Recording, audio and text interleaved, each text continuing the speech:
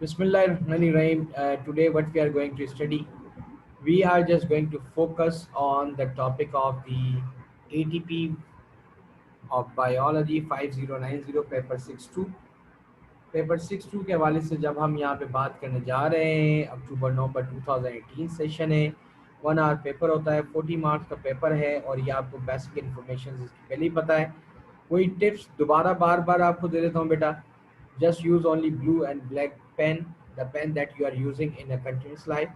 ठीक है, अब आप यूज़ करें इंक पेन, इस्तेमाल करने से मैं अवॉइड करवाता हूँ बच्चों को। ठीक है, इंक पेन क्योंकि माइट बी के ड्यूरिंग एनी काइंड ऑफ डिस्ट्रॉक्शन या फिर कोई मसला अगर हो जाए तो उसमें इंक पेन जो है वो डिस्टर्बेंस कॉज कर सकता है। लेट्स सपोज कि ट्रैवलिंग में आपका डेटा डिस्टॉर्ट हो सकता है, उसके अंदर उसके चांसेस हैं। तो आप ज़्यादातर जो है मार्कर पेन जो होते हैं आपके, जो पॉइंटर्स जिनको हम कहते हैं, वो यूज़ कर सकते हैं। इसके अलावा जब भी आपको ग्राफ ड्रॉ करना है, कोई पिक्चर ड्रॉ करनी है, you need to draw the structures, you need to draw the structure by the help of sharp pencils. Okay, and the material that you must need before going to start your ATP paper, blue and black ball points or the pen that you are using, the pointers, यानी दो दो तीन तीन आपके पास मौजूद हो। दूसरी आपके पास sharp pencil, eraser, sharpener, one transparent scale or the ruler, and the transparent, और जो पाउच आप यूज़ करें दैट मस्ट बी ट्रांसपेरेंट, ये कैम्ब्रिज की पॉलिसी है। ठीक है, और एक आपके पास एक कैलकुलेटर भी मौजूद होना चाहिए, चाहे कोई भी सिंपल सा कैलकुलेटर आपके पास हो। नाउ द क्वेश्चन नंबर 1, बेटा please can you read out the question number 1। The certain bacteria are important in the production of yogurt. Live yogurt contains these living bacteria. A small volume of live yogurt can be added to milk and given suitable conditions.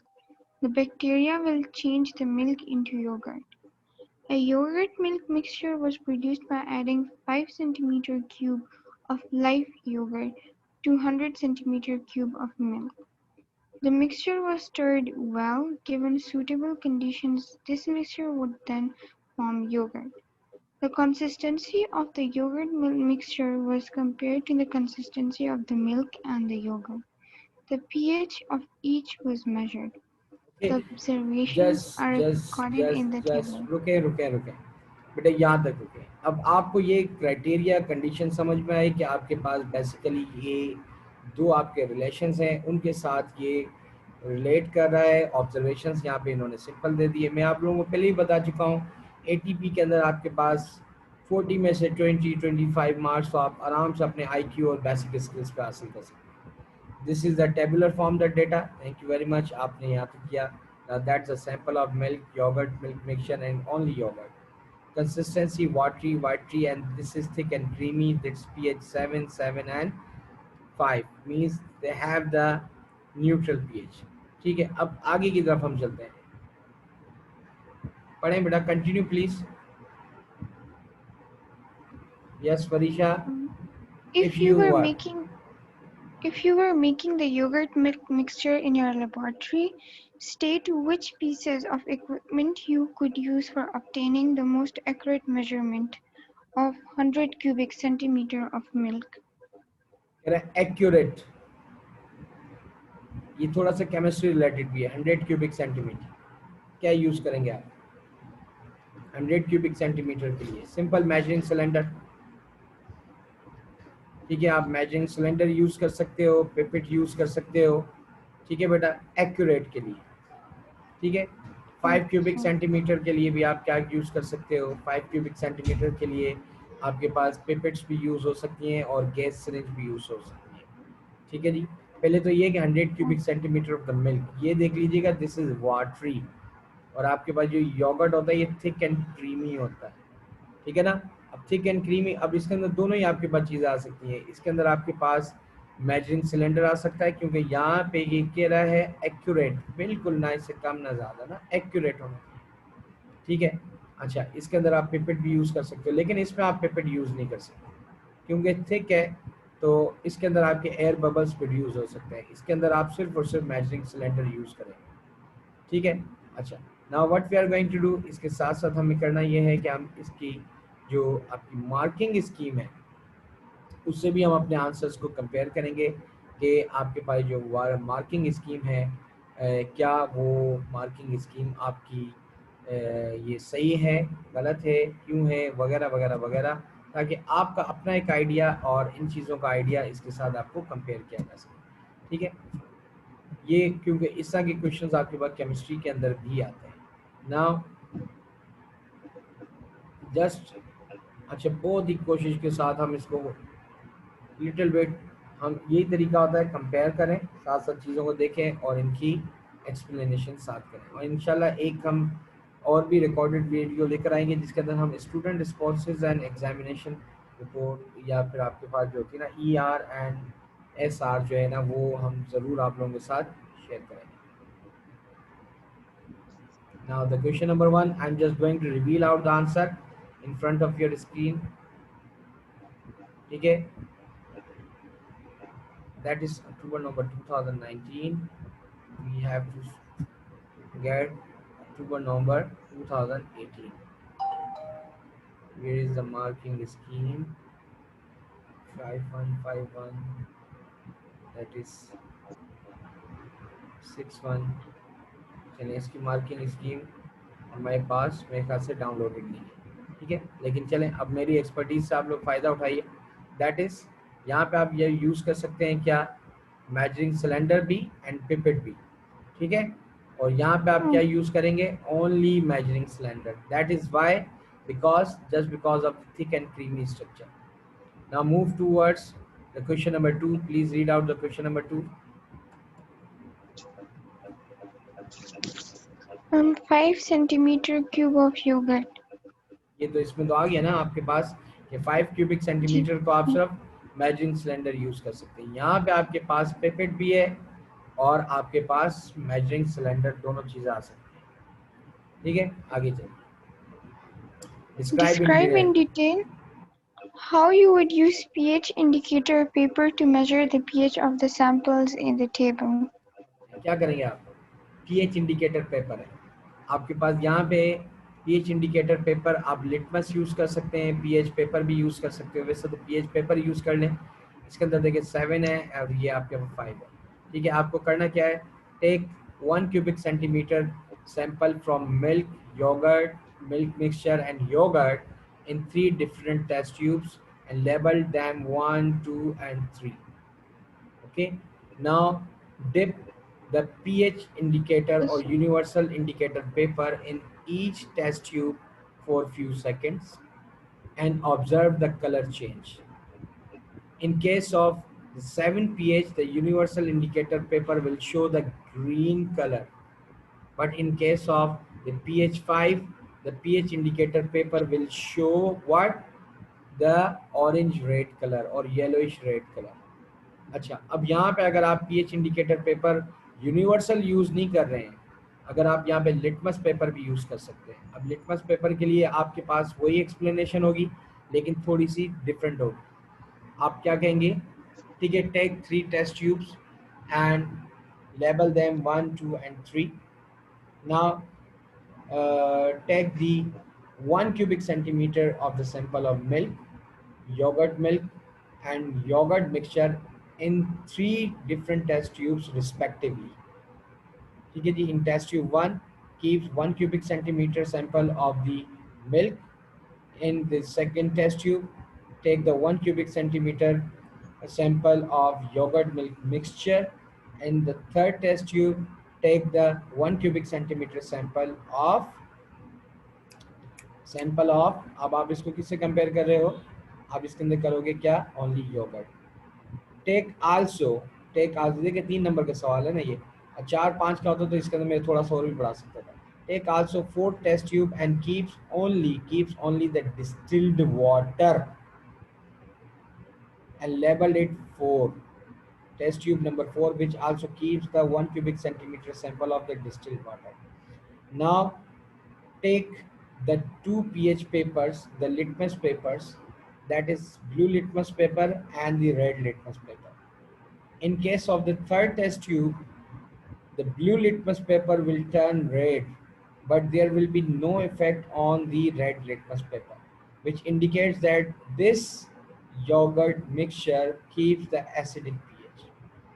But in case of other three test tubes, like test tube number 1, test tube number 2, and test tube number 4, there will be no change on red or blue litmus paper, which indicates that they are either basic or neutral, but they are not acidic. Got it? सही है जी। अब यहाँ पे आपके पास अगर चाहें तो आप पीएच पेपर यूज़ कर सकते हैं, लेकिन और लिटमस पेपर यूज़ कर सकते हैं, लेकिन यहाँ पे मैं आप लोगों को जो सजेशन दूंगा ना, वो क्या दूंगा, क्योंकि अगर आपके पास देखें पीएच की यहाँ पे स्पेसिफिक क्वांटिटी बता दी गई है, तो आपको करना क्या है, आपको करना मेंशन है यहाँ पे क्या, पीएच पेपर को यूज़ करना है।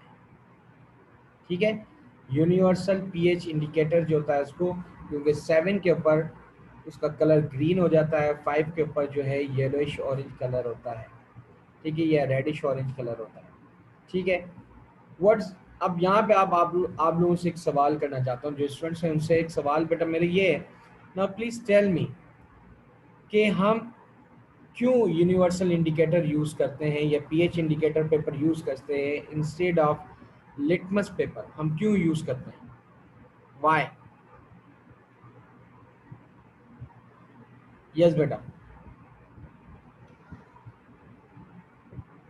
Yes Farisha, why we use a pH indicator paper? The answer is कि इस वजह से करते हैं बेटा, क्योंकि हमें पीएच के साथ साथ उसकी रेंज भी पता चल जाती है। The content is acidic, basic और न्यूट्रल, लेकिन उसके साथ साथ उसकी रेंज क्या है कि उसकी पीएच क्या है। अगर एसिडिक है तो स्ट्रॉन्ग एसिड है या वीक एसिड है, अगर एल्कली है तो स्ट्रॉन्ग एल्कली है या वीक एल्कली है। इज दैट क्लियर बेटा? Should I move further? Yes, sir. Okay, तो यहाँ पे मेरी सजेशन होगी कि आप यूनिवर्सल इंडिकेटर यूज करें, क्यों इंस्टेड ऑफ लिटमस, क्यों? द रीजन इज दैट कि यहाँ पे पीएच के साथ उसकी रेंज भी यहाँ पे मेंशन की गई है।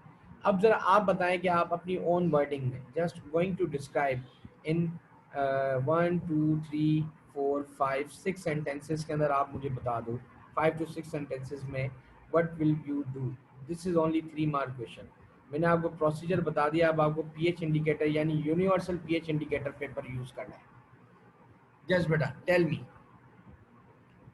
इज देयर एनीथिंग, ठीक है, what ever in your mind, और आपको इसी स्पेस के अंदर लिखना है, ठीक है, जो एक्सप्लेनेशन मैंने दी है।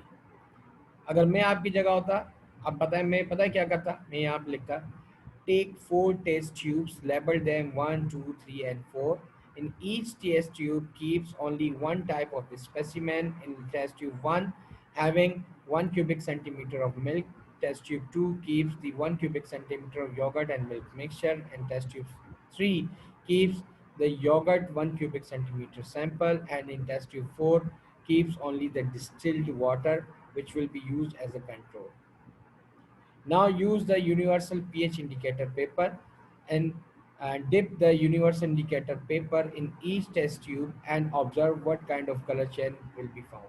In first test tube, and in the case of second test tube, and in case of third test tube, the universal indicator paper will convert its color to green, which indicates that it is neutral and its pH is 7.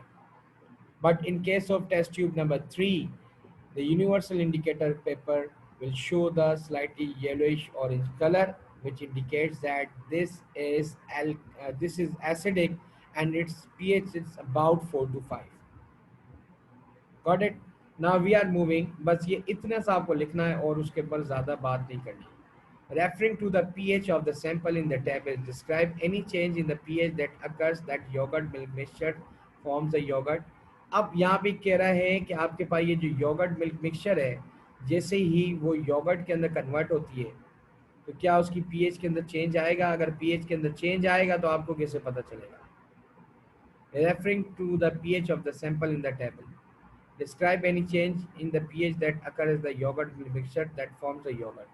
बेटा जी 1 number का सवाल है, इसके अंदर आपके पास क्या होगा, इसमें 2-3 आपके पॉइंट्स आ सकते हैं। The test of the yogurt milk mixture will turn into slightly sour. ठीक है ना, थोड़ा सा आपके पास क्या हो जाएगा, वो सावर टेस्ट हो जाएगा, जिसकी वजह से आपको ये पता चल सकता है। Number one. दूसरी चीज़ ये है कि आप इसके अंदर क्या यूज़ कर सकते हैं, digital pH meter can be used in the sample. With the passage of time, when the yogurt milk mixture will turn to yogurt, the pH will turn from 7 to 5. This indicates that the yogurt has converted. अब यहाँ पे कह रहा है कि आपको ये बताना है कि कैसे हुआ। आप लिखेंगे by using the digital pH meter can change which can change the pH। और इसके अंदर आप ये भी यूज़ कर सकते हैं, use the small sample of the yogurt milk mixture in a test tube and mix it with the universal indicator. The color of the universal indicator will turn from green to slightly orange red. That's it. Now question number B. When making yogurt, the milk is first heated to 85 degrees Celsius, then allowed to cool 45 degrees Celsius. Suggest why the milk is heated to 85 degrees Celsius. अब बताएं जी, 85 degree Celsius के ऊपर इसको क्यों आपने milk को जो है ना हीट किया था? Is there any suggestion? To destroy the bacteria. To destroy the unwanted bacteria. ठीक है ना, जो बैक्टीरिया जो कि आपको नीड ही नहीं है जिनकी, वो खत्म हो जाए। ठीक है, most of the bacterial cells they do not survive eight 85 degree Celsius. Very good. ठीक है जी, और जल्दी से आपने उसको कूल डाउन कर लिया 45 डिग्री सेल्सियस के ऊपर। ठीक है, यहाँ पे क्यों किया? क्योंकि अच्छा, ये वैसे इस सवाल का अगला सवाल है, अभी हम आगे करते हैं। State how you could determine when the milk reached at the temperature of 85 degree Celsius. आपको कैसे पता चलेगा कि मिल्क जो है 85 डिग्री सेल्सियस पे आ चुका है? Using thermometer. Using thermometer. ठीक है, by observing the temperature in the thermometer या यूजिंग थर्मोमीटर। वेरी गुड बेटा। अब देखिए, ये बिल्कुल मुफ्त के सवाल थे जो कि आपको मिलते जा रहे थे। आगे चलते हैं। After the milk has been cooled to a temperature of 45 degree Celsius, a small volume of the live yogurt is added to it. ठीक है, जैसे आपका जो मिल्क है, जैसे वो ठंडा हुआ 45 डिग्री सेल्सियस पे आया, थोड़ा सा आपने लाइव योगर्ट यानी दही का सैंपल लिया और उसके अंदर डाल दिया। This mixture is stirred and left at 45 degrees Celsius for 8 hours. After this time, the milk has turned to yogurt, which can be cooled and eaten. Using the information in table on page number 2, suggest 2 ways you can check that the milk has been turned into yogurt. ठीक है जी, अब आपको यहाँ पे ये बताना है दो चीज़ें कि आपको कैसे पता चले, और इन्फॉर्मेशन जो होनी चाहिए ना, वो आपके भाई पेज नंबर 2 के ऊपर जो टेबल लिखा हुआ है ना, इसके मुताबिक देनी है। अपनी कोई साइंस नहीं करनी, जो बात करनी है वो इसके मुताबिक करनी है। आपको दो चीज़ें पूछ रहा है कि आपको कैसे पता चलेगा कि मिल्क जो है वो योगर्ट में कन्वर्ट हो चुका है। लेकिन जवाब इसमें ही मौजूद है। ठीक है, by observing the consistency of the milk and yogurt, because the consistency of the milk is watery and the yogurt is thick and creamy, and by checking the pH। अब pH की मदद से भी आप यहाँ पे जान सकते हैं।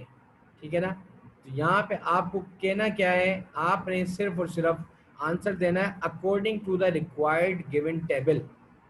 ठीक है ना, आप किस तरह से चेक कर सकते हैं कि मिल्क हैज़ बीन चेंज? आपने सबसे पहले क्या लिखा? By checking the consistency. ठीक है, because the milk will turn from watery to thick and watery to thick consistent structure. या फिर आप यहाँ पे ये भी कह सकते हैं the curd will be produce in that mixture which converts the watery consistency into the curdy, CURDY curdy. और दूसरा आपके पास जो पॉइंट है क्या है, बाय चेकिंग देयर पीएच। ठीक है, पीएच के जरिए भी आप चेक कर सकते हैं। तीसरा पॉइंट आप यहाँ से निकाल सकते हैं, लेकिन मैं दूंगा नहीं। क्यों? क्योंकि इसने क्या कहा है कि यूजिंग इंफॉर्मेशन, आपको सिर्फ वही लिखना है जो कि इंफॉर्मेशन पेज नंबर 2 पे।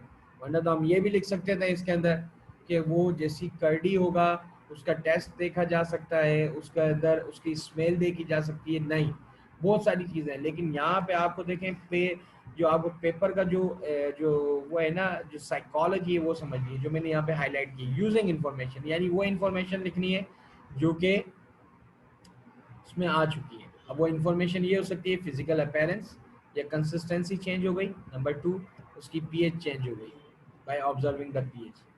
अब बेटा यहाँ पे जो नेक्स्ट क्वेश्चन है, you are given milk and natural live yogurt ठीक है जी. Describe an experiment you could carry out to show that the bacteria in the natural yogurt must be alive for milk to be turned into more yogurt. अब आपको ये देखें, अब ये सवाल जो है ना, ये 5 नंबर का सवाल है, यानी ये पहले जो डिस्क्रिप्शन थी उससे ज़्यादा बड़ा है. आपको क्या कहा गया है, ये आपको दे दिया गया है मिल्क और नेचुरल लाइव योगर्ट. अब आपको करना क्या है, एक एक्सपेरिमेंट डिस्क्राइब करना है जो कि आप परफॉर्म करेंगे कि बैक्टीरिया जो है वो नेचुरल योगर्ट के अंदर जो है ना, टू शो दैट कि bacteria in the natural yogurt must be alive for milk to be turn into more yogurt. ठीक है. अब जो बैक्टीरिया जो है ना नेचुरल योगर्ट के अंदर वो जिंदा होने चाहिए. अब इसका एक्सपेरिमेंट आपके पास क्या होगा. ठीक है. अब मैं ज़रा मूव कर रहा हूँ दोबारा अपने वाइट बोर्ड की तरफ. अब मैं आपको इसको समझाता हूँ. ठीक है. आपने करना क्या है, आपके पास दो चीज़ें मौजूद है ना, एक है मिल्क. ठीक है. अब एक मिल्क है, अब मिल्क के अंदर आप क्या डाल रहे हैं, और दूसरा आपके पास है योगर्ट है ना. मिल्क को मैं एम से रिप्रेजेंट कर देता हूँ, योगर्ट को मैं वाई से रिप्रेजेंट कर देता हूँ ताकि हमारा टाइम बचे. ठीक है. आपके पास दो सैंपल्स हैं, एक आपके मिल्क है और दूसरा आपके पास योगर्ट है, और आपको ये देखना है कि ये जिंदा होना चाहिए बैक्टीरिया को. मैं क्या करूँगा, मैं दो सेट एक्सपेरिमेंट की डिज़ाइन करूँगा. एक तरफ मैं मिल्क और योगर्ट रखूँगा, दूसरी तरफ भी मिल्क और योगर्ट करूँगा, यानी जो सैंपल मेरे पास मौजूद था मैंने उसको दो हिस्सों में डिवाइड कर दिया. ठीक है जी. अब मैंने क्या करना है, एक टेस्ट ट्यूब लेनी है.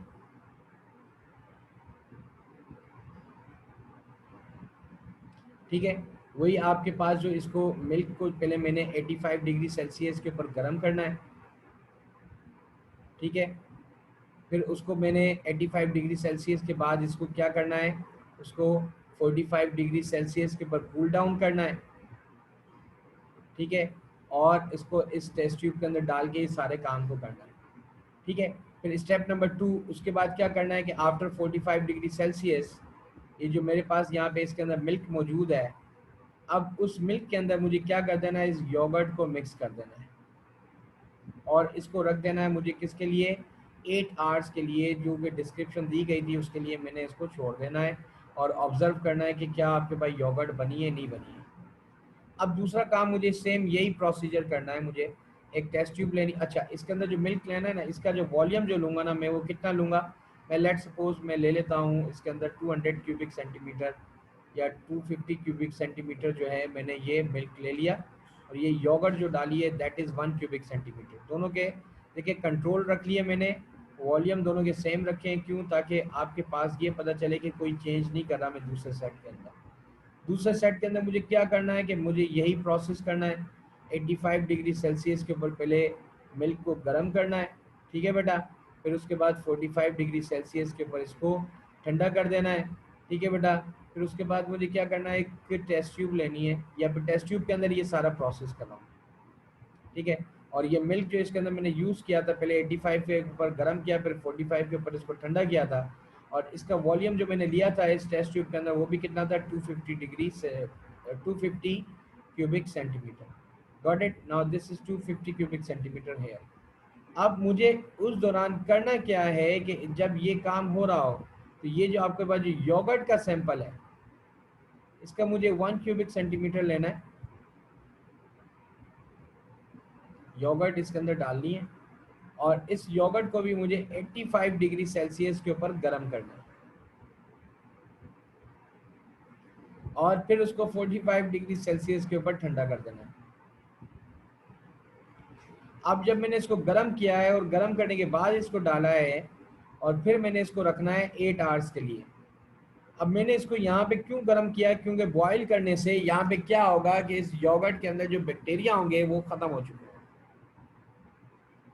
एक काम मैं और भी कर सकता हूँ. ठीक है. एक काम मैं और भी कर सकता हूँ कि मैंने यहाँ पे क्या लिया है, यहाँ पे मैंने एक टेस्ट ट्यूब ले ली. इसके अंदर मैंने 100 क्यूबिक सेंटीमीटर मिल्क लिया, 1 क्यूबिक सेंटीमीटर योगर्ट लिया और उसको मैंने 85 डिग्री सेल्सियस के ऊपर पहले मैंने गर्म किया दोनों के मिक्सचर को. फिर उसके बाद मैंने 45 डिग्री सेल्सियस के ऊपर ठंडा किया और फिर मैंने उसको 8 आवर के लिए छोड़ दिया. अब यहाँ पे ये जो 3 तरह के सेट ऑफ एक्सपेरिमेंट थे, अच्छा आप इसके साथ इसको भी कनेक्ट कर सकते हैं, इसको भी कनेक्ट कर सकते हैं, इट्स अप टू यू. अब मैं 85 डिग्री सेल्सियस जो योगर्ट को भी दे रहा हूँ, क्यों दे रहा हूँ, क्योंकि यहाँ पे जो बैक्टीरिया है वो मर जाएंगे और मैं ये देखना चाह रहा हूँ कि योगर्ट के अंदर अगर बैक्टीरिया मर गए हैं तो क्या मिल्क को योगर्ट में कन्वर्ट होता है या नहीं होता. Got it. Now that was my point that you need to understand here, जो कि यहाँ पे बताया जा रहा था. अब यहाँ पे आपने करना क्या है, just take 4 test tubes and labeled M1, M2, Y1 and Y2. M1 and M2 keeps the 100 cubic centimeter of milk that is first boiled at 85 degrees Celsius and then it will be cooled to 45 degrees Celsius. In M1, the live yogurt sample of 1 cubic centimeter will be added and mixed and it will be placed for 8 hours to observe the change in the thickness and consistency of the liquid and their pH. In case of M2 test tube, which keeps the 100 cubic centimeter of milk, and now just mix 1 cubic centimeter of yogurt in that milk and now heat that mixture for 85 degrees Celsius and cool it for 45 degrees Celsius and place it also for 8 hours. Because the yogurt sample is also heated to kill the available bacteria found in that yogurt sample. And after 8 hours, compare the result of the both test tubes mixtures of the yogurt and the milk, and in the second test tube with the yogurt and mixture where that was boiled at 85 degrees Celsius. अब इतना आपने लिखना है और आपको मुफ्त के 15 number मिल जाने. यानी जो अभी तक आपने सवाल किए हैं इसमें कोई रॉकेट साइंस नहीं थी. 40 में से 20 अपना 15 मार्क्स आपका पास आ चुके हैं. ठीक है बेटा, इज इट क्लियर? यहाँ तक कोई चीज समझ में ना आई हो तो मुझे बताइए. No, sir. Clear. That's good. Okay, now we are moving to the question number 2. The human skin is a sense organ containing the sensory receptors that can detect the touch. A student carried out an experiment to investigate the sensitivity of the skin of the hand of another student, whose eyes were covered with a strip of a thick cloth called blindfold. A piece of wire was bent into the shape as shown in the diagram and adjusted so that the two sharp ends were 20 millimeter apart. The area of the hand were tested are shown in the diagram. Okay, up end of the finger, end of the thumb and the palm and the wrist. These are the 4 areas जहाँ पे हमें sense को use करना है. The blindfolds student index finger was gently touched with the points of the wire. Sometimes only one point was used and sometimes both at the random. The blindfold students indicate whether he could feel only the one point or touch the two sharp points.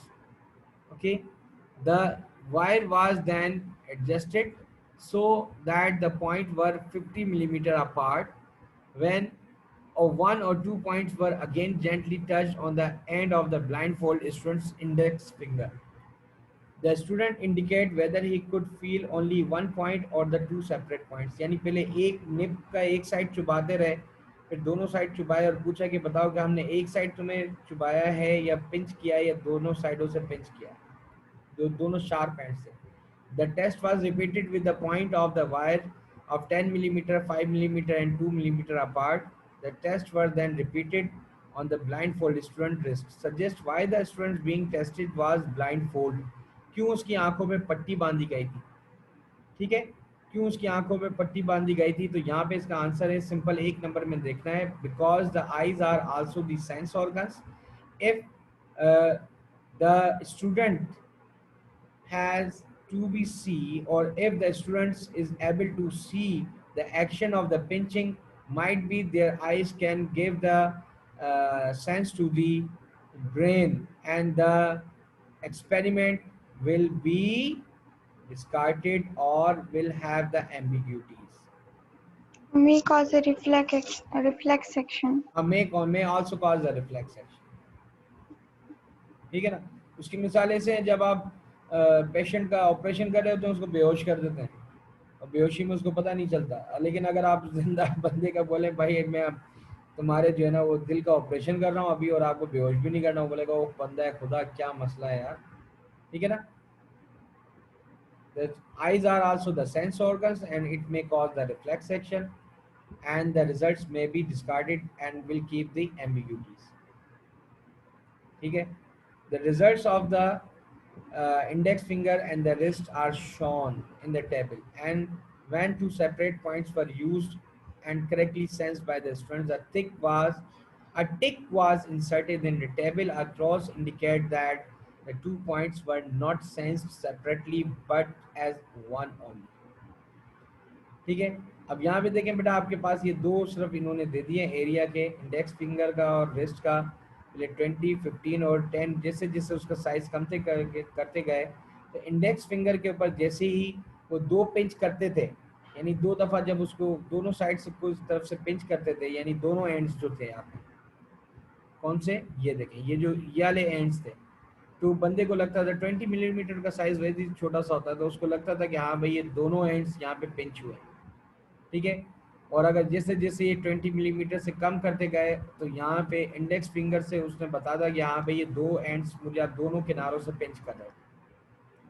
यही case wrist में किया गया है, तो wrist के अंदर उसने जब 10 और 5 मिलीमीटर के ऊपर आए, तो उस बंदे ने कहा कि यहाँ पे देखो ये जैसे जैसे आपके पास डिस्टेंस कम होता गया, तो रिस्ट वाली जो स्किन थी it was not able to sense more, कि वो इतने अच्छी तरीके से सेंस नहीं कर पा रही थी जितनी हमारे पास जो ये इंडेक्स फिंगर की जो ये एंड्स थी,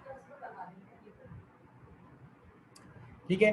for the end of the thumb this distance was 3 millimetre, for the centre of the palm it was 16 millimetre. Use this information to complete the table using the ticks and crosses. ठीक है, अब बेटा आपने करना क्या है कि अब यहाँ पे मुझे बताना है अकॉर्डिंग टू दैट आइडिया कि यहाँ पे उंगली वाली साइड पे, तो ये आपके पास फिंगर जो है ये आराम से डिटेक्ट कर रही है, और ये पाम जो है हथेली जो है क्या वो डिटेक्ट करेगी। अब ज़रा यहाँ पे आपको करना क्या है, करना कुछ भी नहीं है, आपने करना कुछ भी नहीं है, यहाँ पे सिर्फ और सिर्फ जो है ना मुझे बताना है कि बेटा ये जो आपके पास जो है ना यहाँ पे टिक कहाँ पे लगाऊं और मैं इसको क्रॉस कहाँ पे लगाऊं। बेटा मैं आपको एक सिंपल हिंट दे देता हूँ, यहाँ पे जो बता रहा है कि ये जो एरिया है ना आपके हाथ की स्किन जो है, अगर आप हाथ और पाँव के जो आपका जो सोल होता है उसकी स्किन को देखो और अपनी पूरी बॉडी की स्किन देखो। हमारी बॉडी के कुछ पार्ट्स ऐसे होते हैं जहाँ पे सबसे ज़्यादा सेंसिटिविटी हमें महसूस होती है, जो हमारी एक्सपोज्ड एरियाज हैं उनमें सबसे ज़्यादा सेंसिटिविटी होती है। उनमें एक बॉडी के जो ये दो पार्ट जिनको हैंड्स एंड सोल्स कहते हैं, इनका जो आपकी जो स्किन होती है ना it's quite different as compare to the whole body part. हमें सबसे ज़्यादा जो सेंसिटिविटी होती है चीज़ों की वो कहाँ होती है, हमारे पास यहाँ होती है, हाथों पे होती है, पाँव के पंजों की तरफ होती है, जो पाँव जो हमारे सोल्स हैं, ठीक है जी। अच्छा, इसके अलावा हमारे पास जो कुछ बॉडी के और पार्ट्स हैं जैसे लिप्स हो गए, ठीक है, और हमारे पास जो है ये हमारा जो थोरैक्स हो गया जिसको हम चेस्ट कहते हैं, वहाँ पे ये बॉडी के वो पार्ट्स हैं जिस पे सबसे ज़्यादा हम सेंसिटिविटी करते हैं, क्योंकि यहाँ पे हमारे पास जो सेंस रिसेप्टर्स होते हैं वो सबसे ज़्यादा होते हैं। अब इन एरियाज के ऊपर तो टिक्स आपके लगेंगे ही लगेंगे दोनों के ऊपर, ठीक है, लेकिन ये पाम वाली साइज है, अब जैसे जैसे एक्सपोज होती जाएगी तो इसका जो है आपके पास जो है ना टिक जो है वो कम आएगा, क्योंकि सबसे ज़्यादा चीज़ें हम अपनी उंगलियों से छूते हैं और फिर उसके बाद ये एंड ऑफ थंब से छूते हैं। अब आपके पास ये जवाब गलत हो ही नहीं सकता, ठीक है, लेकिन इसके अंदर आपको क्या करना है, आइडिया ये करना है जहाँ जहाँ पे रिस्ट की तरफ देखें, एक तो आपके पास रिस्ट वाली साइज की तरफ जो स्किन थी वो डिफरेंट थी, ठीक है, ये जो नीचे वाले जो हिस्से हैं ना पाम के, इस तरफ भी इधर भी क्रॉस आएगा इधर भी क्रॉस आएगा। मैं अकॉर्डिंग टू इन्फॉर्मेशन कह रहा हूँ, अपनी कोई साइंस नहीं लड़ा रहा, ठीक है, ये भी टिक आएगा ये भी टिक आएगा और ये भी टिक आएगा, लेकिन एंड ऑफ थंब के अंदर ये भी टिक आएगा ये भी टिक आएगा ये भी टिक आएगा ये भी टिक आएगा। आप चाहें तो इसको आप क्रॉस कर सकते हैं, ठीक है, लेकिन मैं अगर आपकी जगह होऊंगा तो मैं इन सबको टिक करूंगा। क्यों, जब भी हम किसी चीज़ को टच करते हैं तो आप एक्सपीरियंस करके देखिएगा, आप अपनी इंडेक्स फिंगर और आप थंब को यूज़ करते नहीं करते, किसी चीज़ को ठंडा गर्म किसी चीज़ को छूना हो तो हम ये अपनी उंगलियों का इस्तेमाल करते हैं, और इंडेक्स फिंगर और थंब का सबसे ज़्यादा जी है। सर। ठीक है, तो इन सब की जगह पे टिक टिक टिक टिक टिक, और यहाँ पे पाम के ऊपर यहाँ पे भी टिक, यहाँ पे भी टिक, यहाँ पे भी टिक, और ये 5 और 2 के ऊपर क्रॉस। क्यों? क्योंकि आपकी जो पाम की जो स्किन है ना, जो आपकी हथेली की स्किन है, it is as like the skin of the finger as well as your thumb. ठीक है, ठीक है। तो यहाँ पे अगर आप चाहें तो ये सेम डेटा आप लिख सकती हैं, अगर चाहें तो इसके अंदर 3 टिक्स और 2 क्रॉस कर सकती हैं, क्योंकि जैसे जैसे आपके स्किन का जो डायमीटर है एक्सपोज होता जा रहा है, वहाँ पे सेंसिटिविटी उसकी कम होती जा रही है। जहाँ स्किन आपकी हाईली कॉन्जुगेट होती है, ये कंडेंस्ड होती है, वहाँ पे आपके पास सेंसिटिविटी सबसे ज़्यादा होती है। ठीक है, ये एक्सपेरिमेंट आप करके भी देख सकती हैं। For the end of the thumb the distance was 3 millimetre. ठीक है, for the centre of the palm it was 16 millimetre. ठीक है, लास्ट के अंदर एंड आपका जो डिस्टेंस था थंब का वो 3 और पाम का 16 कर दिया गया। यूज दिस इंफॉर्मेशन, आपने यहाँ पे करना है और इसको पूरा करना है। State which part of the student hand is most sensitive. अब डेफिनेटली सबसे ज़्यादा टच तो यहीं पे आए ना, तो अब यहाँ पे लिखेंगे and of the index finger. ठीक है, अकॉर्डिंग टू सिचुएशन देना है, कोई आपने कोई अपना कोई साइंस कोई तिगड़म नहीं लड़ाई, यहाँ पे आपके पास ये 3 मोर मार्क्स आपको ऑब्टेंड होगा। आगे की तरफ चलते हैं। आगे आपने यहाँ पे क्या देखना है, the student extended this investigation to include other parts of the body. अब यहाँ पे उसने अदर बॉडी पार्ट्स को इसने देखा है कि वहाँ पे देखा है कि सेंसिटिविटी कितनी आ रही थी। Recorded the minimum distance between the 2 point that could be sensed on the forearm, upper arm, shoulder. The blindfolded student then removed his blindfold and gave it to the other student.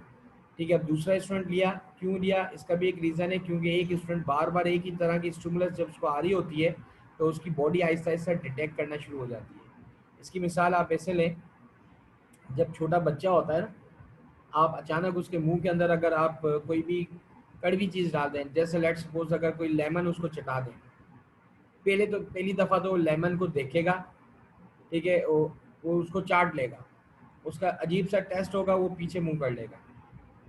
फिर दूसरी दफ़ा भी यही करेगा और तीसरी दफ़ा वो लेमन की तरफ आएगा ही नहीं, क्योंकि सेम रिस्पॉन्सेज आना शुरू हो जाते हैं। दैट्स वाई यहाँ पे इस बंदे ने क्या किया, स्टूडेंट जो है वो दूसरा ले लिया है। ये आगे चल के सवाल पूछा भी जा सकता है। ठीक है, ये कह रहा है all the previous test were then carried out on this second student. The mean results for the 2 students are shown in the table.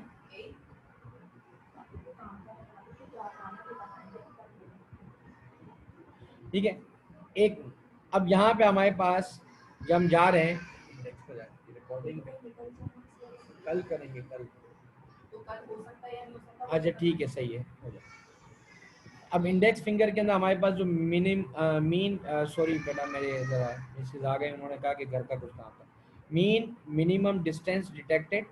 अब इंडेक्स फिंगर जो है कम से कम उसने जो डिटेक्ट किया है distance that was 2 millimetre. Palm का जो मिनिमम डिस्टेंस का जो एवरेज आया that is 14। Form arm between wrist and elbow, ठीक है, के दरमियान जो मिनिमम डिस्टेंस था that was 32 millimetre. Upper arm का 38 और शोल्डर का 42। अब यहाँ पे आप खुद देख रही हैं कि जैसे जैसे आपका जो डायमीटर है स्किन का वो बढ़ रहा है, तो यहाँ पे मीन पोजीशन भी बढ़ती चली जा रही है। अब ये क्या कर रहा है, construct a chart display these results on the grid below. अब यहाँ पे चार्ट कह रहा है इसने, यहाँ पे आपसे नहीं कहा कि आप लाइन चार्ट बनाएं।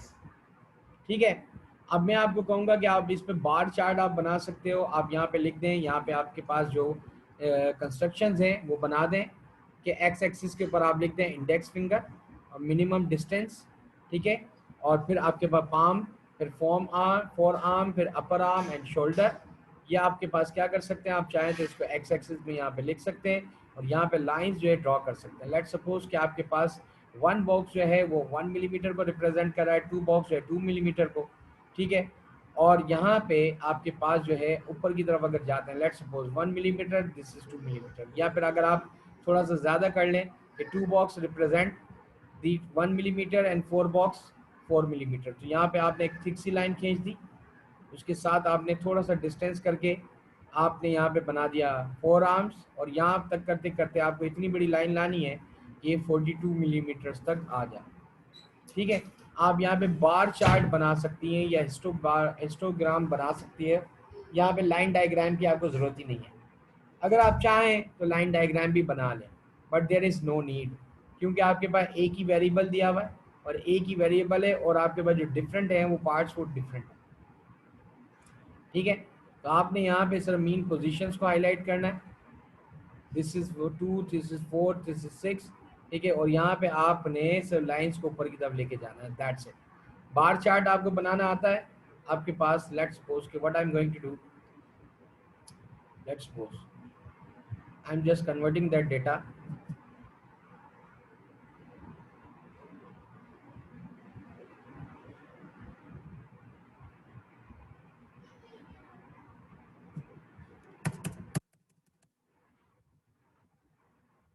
Just converting that data into bar chart diagram.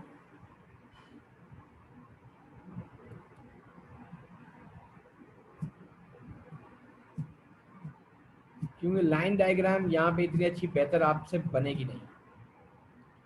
ठीक है जी, गेटिंग माय पॉइंट।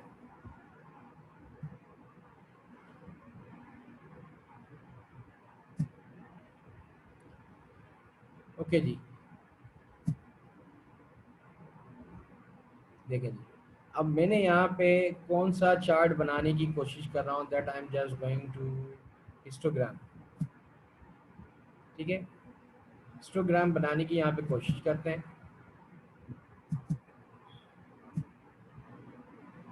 और यहाँ पे हमें डेटा पुट करना है। Some chart can not be combined together. ठीक है, द कॉलम्स। ठीक है, आप ये भी कर सकते हैं। ये आपके पास डिफरेंट आपके पास चार्ट्स हैं, like this one, this one, this one. ठीक है, इट्स अप टू यू। ठीक है, ओके, आप इस तरीके से भी जाके कर सकते हैं। What I am going to do, मैं यहाँ पे 1 2 3 4 5 6, मैं आपके लिए बड़ी एक मेहनत कर रहा हूँ। ये खुद से पहले मैं ऐसा करता हूँ, पहले बॉक्सेस यहाँ पे अरेंज करके आपके पास आपके कॉलम्स राइट।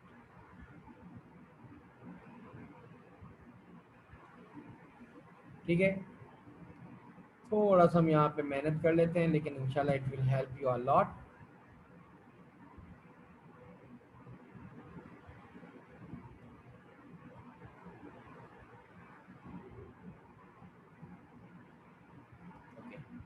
लेट्स सपोज कि अब ये आपके पास एक स्ट्रक्चर प्रोड्यूस हो गया है।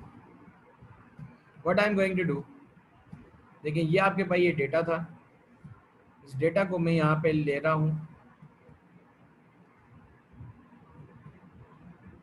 और यहाँ पे आपके सामने वो डेटा रखूँगा, और उसी को मैं I try my level best कि मैं यहाँ पे एक अच्छा सा एक चार्ट बना सकूँ। क्योंकि अब इन्होंने मुझे कहा है कि इट्स अप टू यू कि आप बार चार्ट बनाएं, हिस्टोग्राम बनाएं, वगैरह वगैरह। ठीक है, तो आप आराम से यहाँ पे बार चार्ट बना सकते हैं। What I am going to do, I am just going to placing that data here. ठीक है, आपको स्क्रीन स्क्रीन नज़र आ रही है बेटा? ठीक है, Yes, sir. ओके, अच्छा, just for the sake of, आपके पास यहाँ पे मैंने एक्स एक्सिस के ऊपर डिफरेंट यहाँ पे जो है डिटेल्स जो है वो डाल देनी है। ठीक है, लेट्स सपोज कि मैंने पास यहाँ पे सबसे पहले मैं लिखता हूँ इंडेक्स फिंगर, इंडेक्स फिंगर। अब इंडेक्स फिंगर के लिए मैं यहाँ पे कर क्या रहा हूँ, कुछ भी नहीं कर रहा। मैंने सिर्फ करना ये है कि आपके पास ये जो 2 सेंटीमीटर की लाइन मैंने यहाँ पे इसको शेडी कर देना।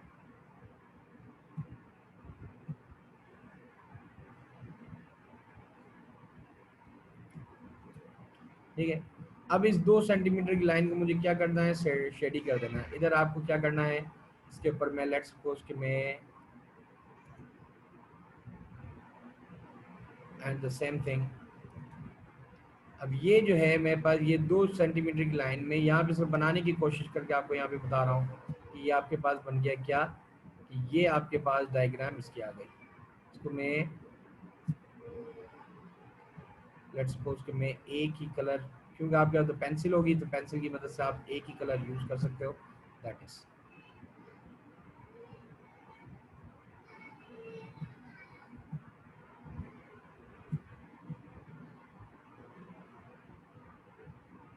ये इंडेक्स फिंगर की लाइन होगी, ठीक है। अच्छा, दूसरा आपके पास क्या था, पाम, आपने थोड़ा सा आगे करके कर दिया पाम, PALM पाम, ठीक है।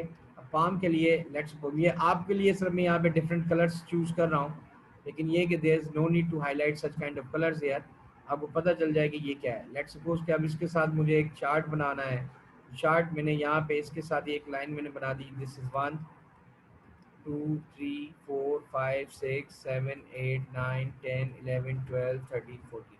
अच्छा, ये तो काफ़ी बड़ी होती जा रही है, तो मैं इस तरह करता हूँ कि मैं इसको,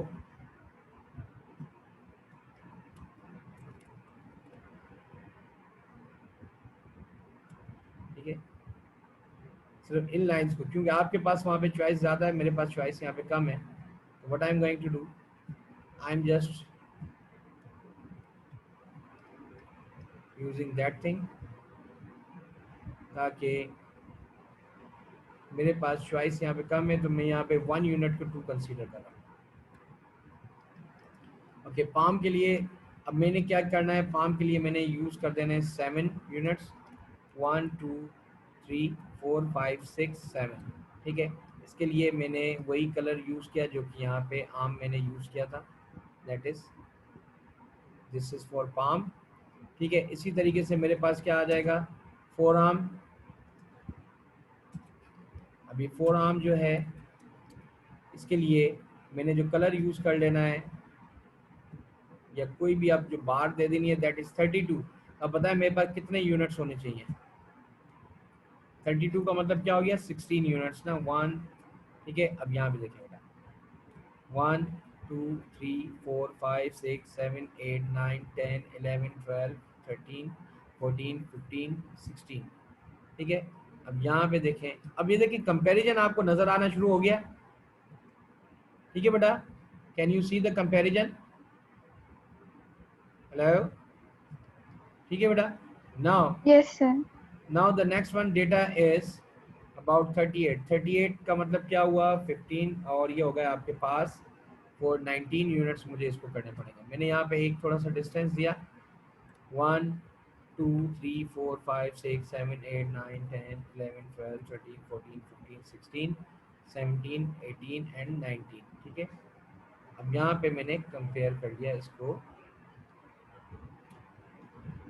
now you can see that अब यहाँ पे एक इमेज बनना शुरू हो गया, ये फॉर्म आर्म के बाद फिर यहाँ पे जो है जो भी आपके पास थर्ड यूनिट था, अब आपको इस तरह से करके बनाना है कि इनके सामने इनकी रिप्रेजेंटेशन भी हो, ठीक है। आपने कोई एरो करके इधर, इसको एरो करके इधर, इसको एरो करके यहाँ पे दे देना है, ठीक है। तो अब आपके पास ये कंपैरिजन आना शुरू हो गया, तो आपने खुद देखा कि जैसे जैसे डायमीटर ऑफ जो है उसका स्किन जो है वो बढ़ना शुरू हो रहा है, तो उसके साथ साथ आपके पास जो है ये सेंसिटिविटी जो है वो कम होती जा रही है, ठीक है ना।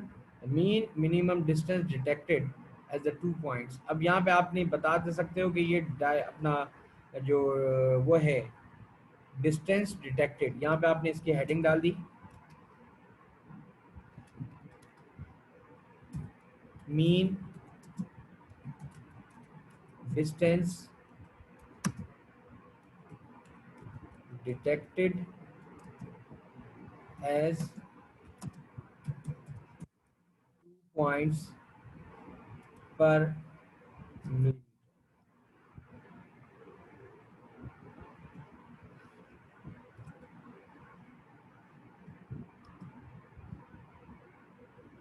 गॉट इट, ना that was the thing that I need to hear. मैं बाकी चीज़ों को यहाँ से क्या करता हूँ, रिमूव कर देता हूँ, ताकि अब आपको ये डेटा जो है समझ में आना शुरू हो जाए।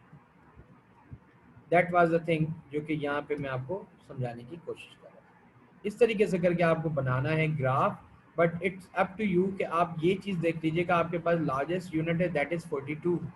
अब आपको इस तरह से डिवीजन करनी है कि आप इसको, मैं देखें इसके ऊपर काफ़ी आपके पास जो है ना लाइंस मौजूद है, बट रिमेंबर जब आप इस तरह से चार्ट बना रहे हैं तो उसकी थिकनेस जो है ना लाइंस की एक जैसी हो, और एक लाइन से दूसरी लाइन के दरमियान जो डिस्टेंस है वो एक जैसा होना चाहिए। ये बहुत इंपॉर्टेंट चीज़ है, वरना बहुत सारे स्टूडेंट्स क्या करते हैं, वो डिस्टेंस का ख्याल ही नहीं करते। एक उन्होंने लाइन, माशाल्लाह से मेरे पास एक एक्सपीरियंस हुआ, एक बच्चे ने इसी तरह से चार्ट बना के दे दिया, एक ने लाइन, दो लाइंस यहाँ बना दी, तीसरा जो नंबर इधर बता दिया, एक इधर बना दिया, और उस बेचारे के पास जगह नहीं थी, तो उसने लाइन आगे पेंसिल से खींच के इधर भी बना दी है। मैंने कहा माशाल्लाह माशाल्लाह। मैंने कहा यार आप क्रिएटिविटी इतने आदमी हैं, तो मैं क्या कर सकता हूँ। मैंने कहा लेकिन भाईजान मसला ये कि हमारे कैम्ब्रिज ने हाथ पाँव इसलिए बांधे हुए हैं कि मैं अगर मेरे हाथ में होता तो मैं वाकई उस बच्चे की क्रिएटिविटी के लिहाज से उसको नंबर दे देता। ठीक है, लेकिन मसला ये है कि अभी हमें अकॉर्डिंग टू रूल चलना है ताकि हम पेपर को ज़्यादा अच्छे अच्छे मार्क्स ले सकें।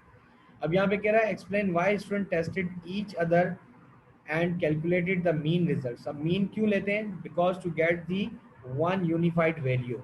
मीन लेने का मकसद यही होता है ना। ठीक है, अब इसमें देखें कोई भी अभी तक जो आपने जो सवाल किए उसमें कोई भी कोई रॉकेट साइंस आई कुछ नहीं आई है, सिर्फ आपके बेसिक स्किल्स थे। और मैं तो ये कहता हूँ बेटा, कैम्ब्रिज का जो एटीपी का पेपर है ना, अगर 6, 7, 8 आपने साइंस और मैथ अच्छे से पढ़ी हुई है तो आप आराम से ही कर सकते हो। सब कुछ बेसिक इन्फॉर्मेशन हो, बाकी चीज़ें आप आराम से कर सकते हो। Suggest one other variable that the student should control to ensure that the result are valid. कोई और वेरिएबल भी हो सकता है जिसको स्टूडेंट को कंट्रोल करना चाहिए। कोई और वेरिएबल आपकी नज़र में जो यहाँ पे, बेटा जी मैं अगर होता तो मैं ये करता कि अगर मैंने एक स्टूडेंट को लिया है तो दूसरा, अगर एक स्टूडेंट अगर मेल है तो दूसरा स्टूडेंट भी मेल ही होना। अगर एक स्टूडेंट की उम्र अगर अगर 12, 13 साल है तो दूसरे स्टूडेंट की उम्र भी 12, 13 साल हो। तो यहाँ पे आप लिख सकते हो the same age and the same gender students with the same health must be must be taken, यानी कि और यहाँ पे आपके पास एक जैसी एज के ही स्टूडेंट्स होने चाहिए। State reason for the different sensitivity of these areas of the skin. अब सजेस्ट करना है यहाँ पे रीजन। अब सजेस्ट मैं आपको पहले ही बता चुका हूँ। ठीक है जी, the different body parts keep the different quantity of the sensitivity receptors, and these sensitivity receptors are found on those areas where skin is more condensed, like at the site of index finger, thumb and the palms। ठीक है, यहाँ तक चीज़ें आ गई आपके पास। और ये 12 number आपको मुफ्त के मिल गए। 15 मुफ्त के पहले मिले, 12 ये मिले, तो कितने हो गए आप बताएं? 15 और 12 कितने हो गए मेरे बच्चे? 27 sir. 27। ठीक है जी, अभी 27 मार्क्स आपको बिल्कुल मुफ्त के मिले हैं। ठीक है ना। अब ये बाकी पेपर जो है, अब आपके जो है चीज़ मैं आपको ये कह रहा हूँ, सजेस्ट कर रहा हूँ कि इसको आप ड्रॉ करके ये तमाम चीज़ें जो है ना मुझसे शेयर करेंगे, और फिर मैं बताऊंगा कि इसके Okay अंदर sir. मज़ीद इसके अंदर चीज़ें क्या हैं। अब ये वही चीज़ आ गई, क्या कह रहा है, मेक अ लार्ज ड्राइंग, जो मैंने आपको पार्ट 1 के अंदर पहले अब जो क्लास ली थी, मेक अ लार्ज ड्राइंग। अब ये अवेलेबल स्पेस है, मैंने क्या कहा था, 60-70% स्पेस का आप यूज़ करें। अगर ये इतनी बड़ी है ना, आप पहले यहाँ पे देखें 2 पॉइंट्स के ऊपर है, आप स्केल से देख लें कितनी सेंटीमीटर की है। अगर लेट सपोज अगर ये 10 सेंटीमीटर की अगर है ड्राइंग, तो आप कोशिश करें ये 30-40 सेंटीमीटर की हो। आपने ये लंबी सी ड्राइंग इधर करके यूँ खींच दी, बस दैट्स इट। ये 1.2 टाइम्स लार्जर है। ठीक है ना। एंड लेबल, और ये कह रहा है कि space below and label a seed and pericarp fruit wall. ये सीड आ गए, ये पेरिकार्प फ्रूट वॉल ये आ गई। पेरी का मतलब है अराउंड, कार्प यानी कि इसके चारों तरफ जो आपकी लेयर है। ठीक है, फ्रूट वॉल ये रही। ठीक है, ये मैग्निफिकेशन वाले क्वेश्चन हमने पार्ट 1 वाली क्वेश्चन में कर चुके हैं। नाउ आप इसके बाद measure the distance, simple centimetre में जो भी आंसर आएगा आप उसको 10 से मल्टीप्लाई करके यहाँ पे आंसर लिखेंगे। और ये सारा पार्ट मैंने फर्स्ट वीडियो पहली क्लास जो हमारी पहले हुई थी अभी थोड़ी देर पहले, हमने उसके अंदर कवर कर चुके हैं। The last thing, when the pea seeds are fully formed, they can be either round or wrinkled with a rough surface. In genetic experiments, the two pea plants grown from round seeds were cross pollinated. Okay, the seeds from these plants were collected. A random sample of these seeds is shown in the diagram. Count, ये देखें ये बच्चों वाली चीज़। अब round seats कितने यहाँ पे count कर लीजिए, 1, 2, 3, 4, 5, 6, 7, 8, 9, 10, 11, 12, 13, 14, 15, 16, 17, 18, 19, 20, 21, 22, 23, 24। आगे जी, रिंकल्ड कितने, 1, 2, 3, 4, 5, 6। इसमें कोई रॉकेट साइंस कुछ नहीं है। Calculate the number of wrinkle seeds as percentage of the total. तो बेटा टोटल तो ये 30 है, 30 में से आपके पास रिंकल कितने थे? 1 2 3 4 5। तो 5/30 मल्टीप्लाई बाय 100। कौन सी रॉकेट साइंस यहाँ पे आ गई? कुछ भी नहीं है बेटा। A student said that this experiment should produce a ratio of 3 round seeds 1। अब ये 3:1 आ रहा है, क्यों बेटा? अभी देख लेते हैं। अब 3:1 है, इसको एक्सप्लेन करें। दोबारा देखें कितने थे round seeds. How many round seeds were there? 1 2 3 4 5 6 7 8 9 10 11 12 13 14 15 16 17 18 19 20 21 22 23 24 and this one 25। अब 25 थे और 5 थे। तो बेटा अब ये बताएं कि क्या ये 3:1 आ रहा है? अभी देख लेते भाई। ठीक है, 25 सीड्स आपके क्या हैं? वो राउंड हैं, और 5 सीड्स जो हैं वो क्या हैं? रिंकल्ड हैं। ठीक है जी। अब यहाँ पे स्मॉलेस्ट नंबर क्या है? 5 ही है। Okay sir. इसको करके देख लीजिएगा, हो सकता है मैंने कैलकुलेशन के अंदर थोड़े आगे पीछे कर दिया हूँ। 1 2 3 4 5 6 7 8 9 10 11 12 13 14 15 16 17 18 19 20 21 22 23 है, सॉरी 23 है ये। तो आपके पास ये कितना होगा? ये 23 और ये ओवर 5। तो ये 5 1 जा 5 हो गया ये तो, और 23 और 5 कितने होते हैं? ये 4 हो गया, तकरीबन 4:1 के बराबर है। तो अब ये कह रहा है कि ये 3:1 से ये सेम है या अलग है, आपने बता दिया कि भाई ये जो रेशो आया है उसकी टोटल क्वांटिटी राउंड की इतनी है, रिंकल की इतनी है, दोनों की कैलकुलेशन करनी है। ये आ गए आपके पास 13 मार्क्स मिल गए, और आपको पूरे के पूरे 40 मार्क्स मिल गए। मैं कह रहा हूँ सबसे ज़्यादा सिंपल पेपर जो मैंने अपनी ज़िंदगी में देखा ना, ये 2018 वाला पेपर देखा। ठीक है, यानी कि आप समझे कि अगर एक चेक पॉइंट का जो ये कंबाइंड साइंसेज का स्टूडेंट्स भी होता है ना, ओ लेवल में एक सब्जेक्ट है कंबाइंड साइंसेज, उसका भी स्टूडेंट होगा ना, वो भी आराम से कर लेगा ये। इसमें कोई इतनी बड़ी मज़े वाली बात नहीं है। डेफिनेटली इस तरह के जब आसान पेपर आते हैं तो थ्रेशोल्ड हाई हो जाता है। ठीक है, we have covered that, but the task that I am going to give you, अब आपको करना है कि ये पूरा का पूरा पेपर सॉल्व करना है, और सॉल्व करके मुझे सेंड बैक करना है। ठीक है बेटा? Okay, it's a very nice class. Okay sir. अल्लाह हाफिज़। Is there any question? अल्लाह हाफिज़ सर। कोई चीज़ जो समझ में ना नो आई हो? Sir. Okay, thank you very much. No अल्लाह सर। हाफिज़। अल्लाह हाफिज़।